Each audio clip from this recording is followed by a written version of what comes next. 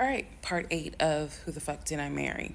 So we submitted an offer on the house in Smyrna. I sent it over to Scott, our realtor, and next day comes, Scott asks if we can take a phone call. So he calls us and tells us that the offer was not accepted and the builder did not do a counter offer. We don't exactly know why.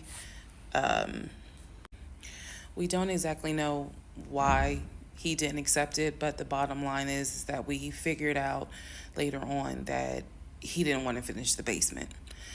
So the offer was not accepted. The house fell through. I was okay with that because, again, I knew he had put in an offer. So we continued looking at other houses. We found another house in Smyrna that he really liked. I thought that it was way too big for just the two of us.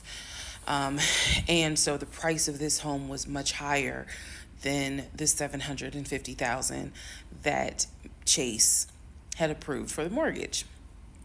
So what he explained to me was that he was willing to do the $750,000 mortgage, and he was also willing to put a significant amount of the money in savings on the house, which meant that he was now comfortable going from $750,000 up to about $900,000.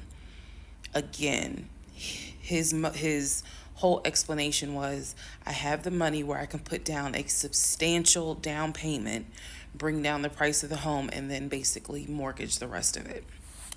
So that was now the plan. I was not comfortable with a home over $900,000. But again, keep in mind, I saw the Chase paperwork. So I was like, I just feel more comfortable sticking at the $750,000 mark. That's what you were approved for. Let's go with that. By this point, this is now fall of 2020. We had been talking about marriage. I had my ring. He had made VP at the company. And again, he was calling me every day from work.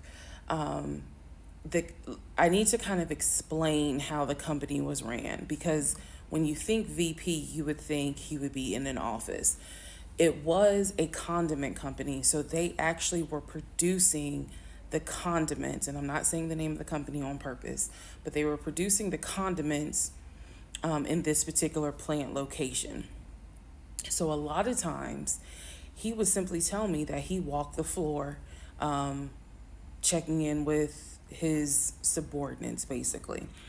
Now, how did he go to work? For the most part, at this point, he left before I woke up. However, pretty much he wore dress pants, kind of like a dark navy blue cargo pant, and he had a polo shirt with the company logo on it.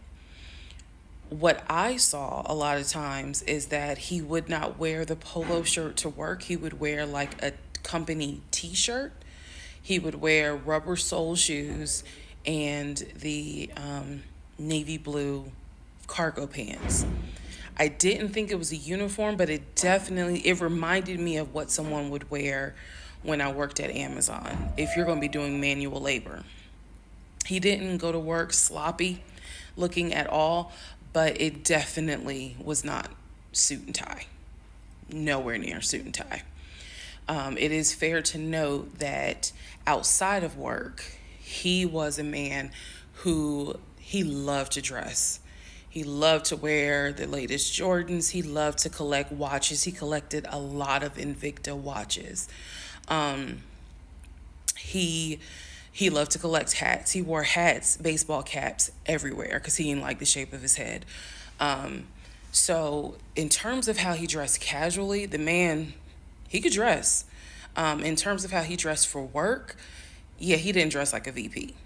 But his excuse was, I'm constantly walking the production floor, and I can't be in a suit and tie walking the production floor where they're creating the condiments that we're selling. So by this point, again, this is fall. We're still looking at houses. We're still touring houses as much as we can because it is COVID.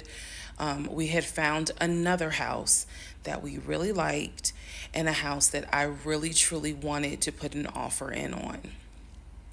This was now going to be the second house that we put an offer on. He put in the asking price, I believe, was about 700,000. He put in under asking an offer for about 650,000. I'm guessing, but I'll try to find the house and put it on the story. The reason that house fell through, we found out that the home was sitting on a septic tank. We found out that the septic tank had an issue, and it would have taken about $15,000 to $20,000 to fix the septic tank. The sellers were not willing to fix the septic tank. Personally, I ain't really care for the house that much. I'm the one who was like, I don't really want it. So even though we put an offer in, we had 24 hours where we could pull our offer back. And so we did. Once we found out, I believe it was in the disclosure. And if you're a realtor, please feel free to tell me if I'm using the wrong terminology. But I believe it was in the disclosure that they told us the septic tank needs to be replaced. That's when I was like, nah, I don't want that house. So we pulled out. The house fell through. And so I was fine with it because, again, I was heavily involved. I saw him sign the offer. I knew every step of what was going on. Our real estate agent, Scott, was amazing, but you will see when I get to it where he made a mistake as a real estate agent. So house number 2 fell through.